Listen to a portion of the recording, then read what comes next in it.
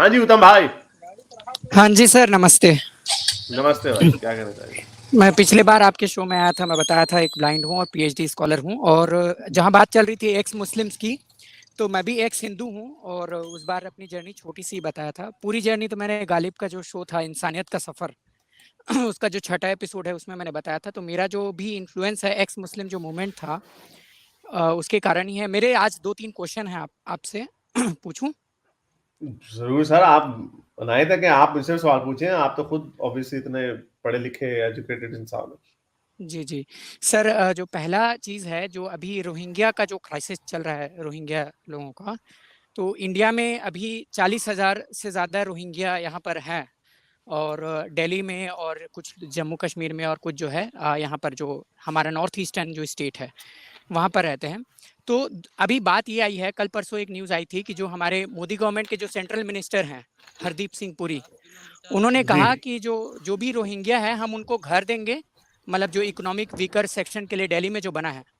और अच्छा। घर के अलावा रोटी कपड़ा मकान और बाकी चीज़ जो है पुलिस प्रोटेक्शन देंगे। लेकिन जो हिंदुत्वा के जो लोग हैं, जो वीएचपी है, इन्होंने इतना प्रोटेस्ट किया कि भाई आप जो है इनको घर कैसे दे सकते हैं। मतलब उनका ये इस तरह का लॉजिक है ना कि आप जो है इनको रिफ्यूज ही ना दें। इस तरह का कि एक तो ऐसे ही वो बहुत ख़राब सिचुएशन में रह रहे हैं, हाँ, यहाँ पर भी दिल्ली में। और बाकी चीज़ भी है कि उनका जो घर है वो भी जला दिया गया था 1-2 साल पहले। तो उसके बाद क्या किया कि जो उन्होंने जो ट्वीट किया था कि भाई हम इनको घर देने वाले हैं, तो उन्होंने फिर 1-2 घंटे बाद मिनिस्ट्री ऑफ होम अफेयर्स ने क्लैरिफिकेशन दे दिया कि हम इनको घर नहीं देंगे, अब डिटेंशन सेंटर में डालने की सोच रहे हैं और इनको डिपोर्ट करेंगे। तो ये जो सर इंडिया ने का जो रिफ्यूजी पॉलिसी है उसको आप किस तरह से देखते हैं? खासकर हमारा जो 1951 का जो रिफ्यूजी कन्वेंशन है उसका सिग्नेटरी तो नहीं है हम लोग, इंडिया ने साइन तो नहीं किया है, लेकिन फिर भी जो रिफ्यूजी पॉलिसी बहुत सारे वेस्ट की भी कंट्रीज है उनको भी है, और खासकर इंडिया को किस तरह से देखते हैं आप? देखिए, बड़ा मुश्किल क्वेश्चन है। मैं ओवरऑल रेफ्यूजीज की ऑब्वियसली वैल्यू करता हूँ, क्योंकि हमारे बहुत सारे लोग ऐसे हैं जिनको हम जानते हैं कि वो असल के रेफ्यूजीज हैं। उनकी अम, वो दुनिया में असल ऐसे लोग हैं जो बड़ी तकलीफ से गुजरते हैं। लेकिन अनफॉर्चुनेटली हम जहां पर भी देखते हैं कि, और रोहिंग्या एक बड़ा एक मुतवस्त तबका है, यानी हाँ बड़ा बता। एक क्या बोले? उनके ऊपर बड़ा जुल्म हुआ है इसके ऊपर। किलोमीटर लेंगे। सर मैं आपको म्यूट कर रहा हूँ, आपकी तरफ से शोर आ रहा है। सर म्यूट कर लेना, अपने आप को अनम्यूट ना जी करें। जी। अच्छा, तो ये बड़ा मुश्किल इशू है। और मुसलमानों की अनफॉर्चुनेटली जो पीआर टीम है, वो भी हमने देख लिया है कि लोगों में, पूरी दुनिया के लोगों में मुसलमानों से एक खौफ पाया जाता है। और उसकी बहुत बड़ी वजह है जो इनका जो पब्लिक रिलेशन सिस्टम है ना, वो बुरे तरीके से फेल हो गया। जब भी इस तरह का कोई इंसिडेंट होता है, सलमान रुश्दी जैसा, और अभी जो नूपुर शर्मा के खिलाफ जो इन्होंने ड्रामेबाजी मुसलमानों ने, इंडिया के मुसलमानों ने शुरू की हुई है, तो एक एक व्यू बनता है। स्टेट्स ऐसे ऑपरेट नहीं कर सकती, लेकिन लोगों में एक व्यू ऐसा बनता है जो एंटी मुस्लिम बन जाता है, और उसमें कुछ जिम्मा जो है मुसलमानों को जाता है। ऑब्वियसली ये जो करते हैं, अगर अब जैन्स को, जो जैन है, अगर जैन्स के ऊपर कहीं पर जुल्म होने लग जाए किसी भी कम्युनिटी में, मैं आपको दावे के साथ कह सकता हूं दुनिया का कोई मुल्क ये नहीं कहेगा कि जैन्स को एक्सेप्ट ना करें। कोई नहीं ये बात कहेगा। और इंडिया की प्रॉब्लम ये हो जाती है कि फिर बाद में लोग ये कहेंगे कि भाई अच्छा, अब शिनजांग के भी अगर मुसलमान आने लग गए इधर चाइना से, तो फिर क्या करेंगे आप? कितनों को लेंगे? तो ये, in an ideal world, secular countries, human rights को प्रमोट करने वाले कंट्रीज, या ह्यूमन राइट्स की रिस्पेक्ट करने वाले कंट्रीज, जो कि यूरोप में हमने देखा है कि उनको प्रॉब्लम हुई इसकी, जब सीरिया से लोग भाग रहे थे, Germany had to take 3 million refugees. लेकिन पोलैंड ने कोई रेफ्यूजी नहीं लिया, डिस्पाइट बीइंग यूरोपीय यूनियन कंट्री। तो इसका जवाब आसान नहीं है, और मेरा नहीं ख्याल मैं इसका आपको कोई जवाब सही मायनों में दे सकता हूं। लेकिन मैंने आपको ये दोनों तरफ के नजरियात रख दिए हैं कि जी सर। आप मैं एज ए एग्री ह्यूमन करूंगा राइट्स आपको आपसे। लेने भी पड़ेंगे, और लेकिन जी। मुसलमानों के अनफॉर्चुनेटली जो कारनामे हैं, उसकी वजह से जो लोगों में खौफ है, उसको भी हम इग्नोर नहीं कर सकते। जी, मैं एग्री करूँगा और पोलैंड ने यूक्रेन से जितने भी रिफ्यूजी आए थे उनको लिया, लेकिन वही है, मुसलमानों के कारनामे हैं इस तरह से।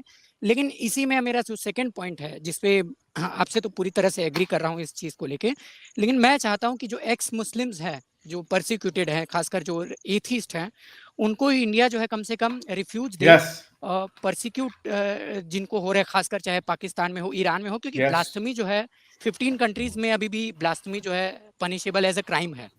तो मैं यस तो जो सिटीजनशिप अमेंडमेंट एक्ट था, इसमें जब आपको भी सुनता था तो हमारी जो पोजीशन थी सेम थी कि एज अ, क्योंकि मैं एक इंडियन सिटीजन हूँ और कॉन्स्टिट्यूशनली हम डिस्क्रिमिनेट नहीं कर सकते रिलीजन के बेस पे।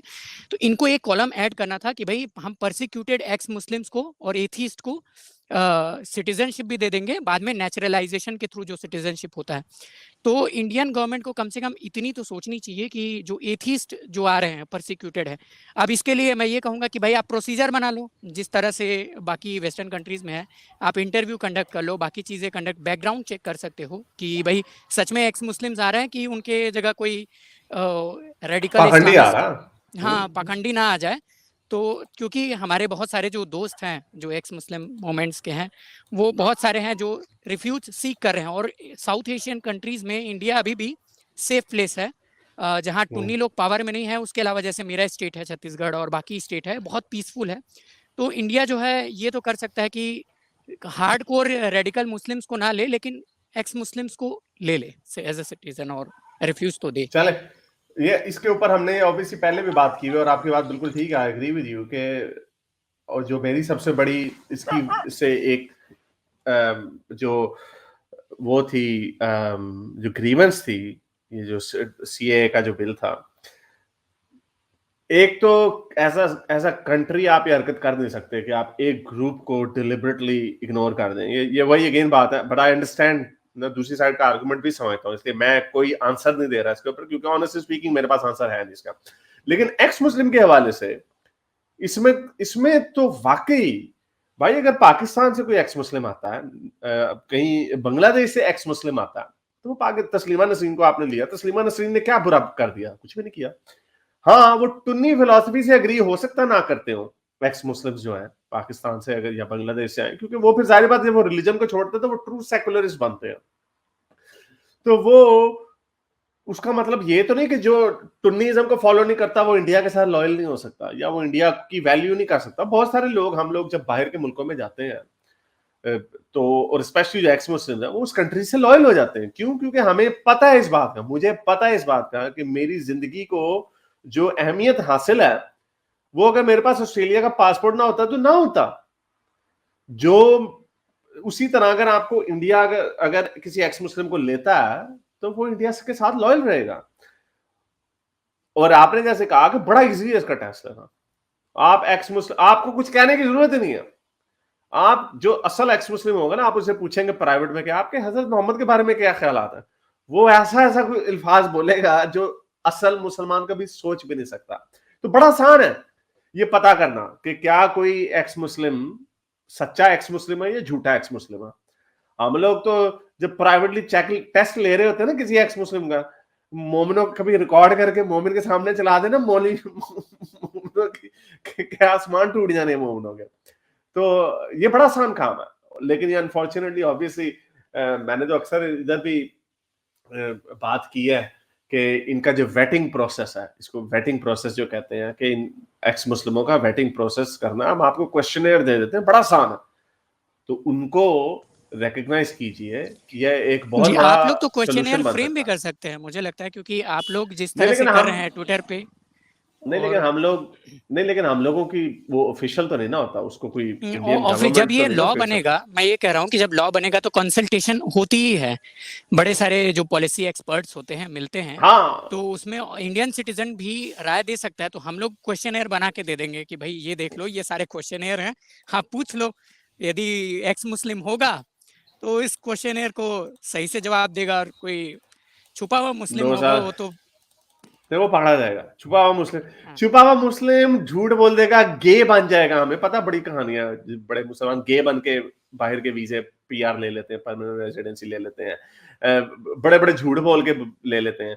लेकिन हजरत मोहम्मद के ऊपर दो तीन सुइयां शायद बर्दाश्त कर लेगा, लेकिन जो काम होता है हजरत वो नहीं हो सकता, बड़ा मुश्किल है।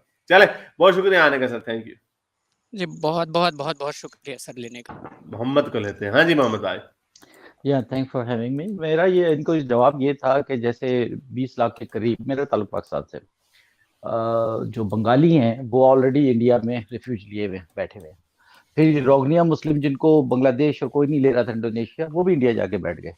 तो भाई जो इस्लाम का ठेकेदार सऊदी अरब है, जो 7 बिलियन डॉलर सालाना इस्लाम से कमाता है और उनकी पॉपुलेशन भी बहुत कम है, तो वो क्यों नहीं इनको एकोमोडेट करते? यूरोप और अमेरिका और दूसरी कंट्रीज या इंडिया ने क्यों ठेका लिया हुआ है ऐसी कल्ट का जो जहां रहता है वहां के लिए अजाब पैदा करते हैं? जैसे डेनमार्क में इन्होंने अजाब पैदा किया, फ्रांस में किया, इंग्लैंड में किया, अमेरिका में भी ये अजाब पेन इन एस बने हुए हैं। तो फिर इनका वहां पे क्यों नहीं इनको फोर्स किया जाता कि सऊदी अरब इनको प्रेशराइज करे? इंडिया वालों, इंडिया वालों, ये है असल एक्स मुस्लिम। देखा इनके दिल में, ये तो टुनियों को भी पीछे छोड़ जाते हैं उन्हों के बारे नहीं, में। हमारे लिए और पुन्नी पुन्नी और ये जो ये वाता वाता करते हैं, इनकी कोई कोई वो नहीं है। ठीक है, नहीं नहीं, मेरा पॉइंट जो पिछली कॉल में पॉइंट ये था कि एक्स मुस्लिम का 1 सेकंड में पता चल जाता है कि ये एक्स मुस्लिम है या ड्रामा कर रहा है एक्स मुस्लिम होने का। 1 सेकंड में पता चल जाता। और जो आपने बात की है, 100% आई एग्री विद यू। ये जहां जाते हैं अनफॉर्चुनेटली, सारे नहीं होते, प्रॉब्लम यही होती है। हम ये नहीं कह रहे कि सारे ऐसे होते हैं, लेकिन प्रॉब्लम ये होती है कि एक कल्चर, अगर एक कल्चर इतना, वो तारिक फता कहते हैं, how can one country produce so many रेक्टम्स, यानी इतने एसहोल्स जो हैं एक ही जगह से निकली आ रहे हैं, एक ही कल्चर से निकली आ रहे हैं, क्या वजह? तो ये सारी वजूहात जो है अनफॉर्चुनेटली मुसलमानों के लिए अपनी पीआर प्रॉब्लम है। इनको एक पीआर फर्म, अभी देखें सलमान रुश्दी के ऊपर कत्ल हुआ है, इनके आलमों को लोगों ने टीवी पे आके पूछा, वो उमर अल अंदलूसी है, उससे पूछा कि अभी आप इसको कंडेम करते हैं? इधर उधर देख रहे हैं, जो उनके मुंह में थोथनी नहीं है। तो दुनिया देख रही है इन चीजों को, दुनिया देख रही है कि ये कितने बदबख्त और 2 नंबर लोग हैं। पाकिस्तानी तो आराम से कह देते रसूल अल्लाह की खातिर हम जान भी कुर्बान कर देंगे।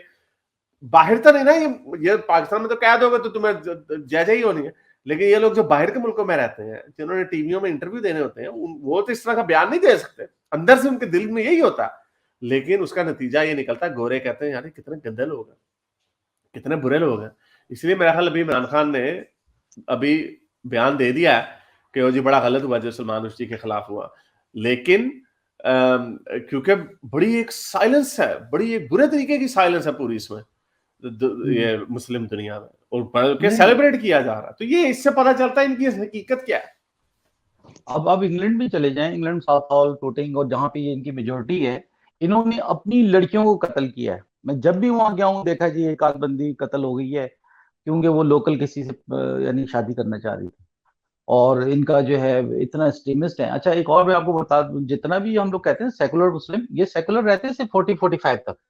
जैसे ये 50 टापते हैं, इनके ऊपर वो इस्लाम छा जाता है, दाढ़ियां रख लेते हैं और फिर वही बदमाशियां शुरू कर देते हैं। और इनके ऊपर एक खास एक वो क्या कहते हैं नशा सा चढ़ जाता है, आई डोंट नो क्या चक्कर, कि ये अमेरिका में भी होते हैं कि बड़े मॉडर्न होते हैं जब तक ये यंग होते हैं, अपनी अपनी जवानी खूब मजे से लूट के गुजारते हैं, उसके बाद फिर इस्लाम का लिबादा ओढ़ लेते हैं। मेजोरिटी इनके साथ यही प्रॉब्लम्स हैं। तो मैं तो ये इंडिया से से रिक्वेस्ट करूंगा कि इनको रोकनिया मुस्लिम को सारों को सऊदी अरब शिफ्ट किया जाए, वहाँ पे बाय फोर्स और बाय हुक बाय उसके उनको फोर्स के इनको एक्सेप्ट करो भाई। आप जब लाखों लेकिन एक्स मुस्लिम के बारे में क्या ख्याल है? लेकिन एक्स मुस्लिम्स के बारे में क्या ख्याल है आपका?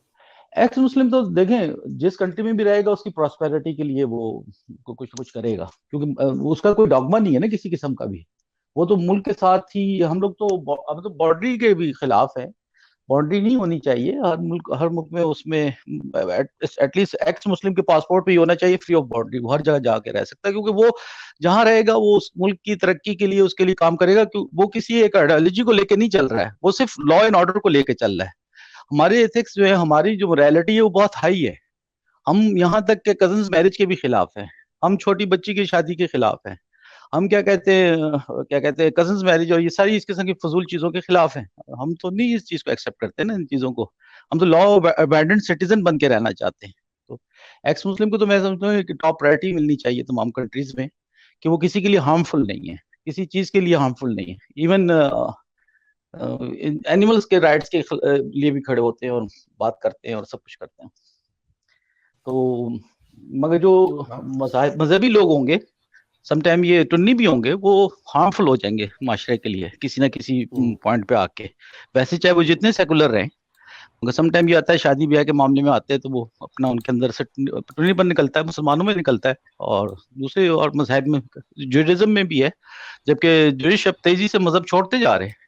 अब जहाँ जहाँ इनकी जो आबादी है, जो नई जनरेशन है, वो एक्सेप्ट नहीं करती है इसको, जुडिज्म को।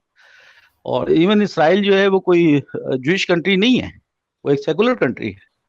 और मैं एक इंटरव्यू देख रहा था उसका, जूइश का, कि वो कह रहे हैं कि नई जनरेशन तेजी से मजहब से दूर होती जा रही है।